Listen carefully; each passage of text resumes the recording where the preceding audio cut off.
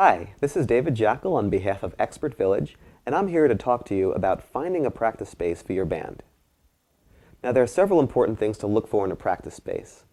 First of all, it needs to be affordable. If you have a practice space that's a drain on your finances, you're not going to enjoy being in a band, and pretty soon you're going to get rid of the practice space and the band. So find a space that's cheap, and believe me, they are out there. A good practice space should be easy to get to. You shouldn't have to drive an hour to get to practice because then people aren't going to want to get to practice. So find a space that's relatively close to everybody in the band. Make sure that your practice space is safe, both in terms of being in a safe neighborhood and also to be secure and that it can be locked up well. You don't want to have to worry about equipment being stolen out of your space. You want to feel safe to the point at which you can leave equipment at the space and not be worrying about it overnight.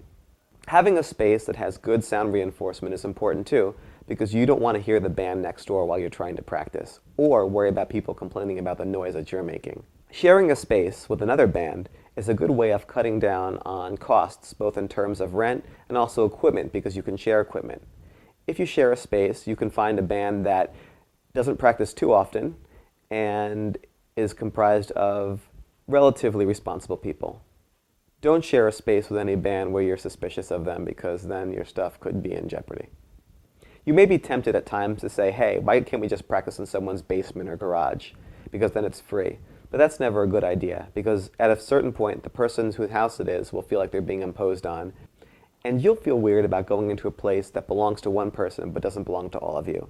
So it's good to have a nice neutral territory where you can all go and get away from things and just play.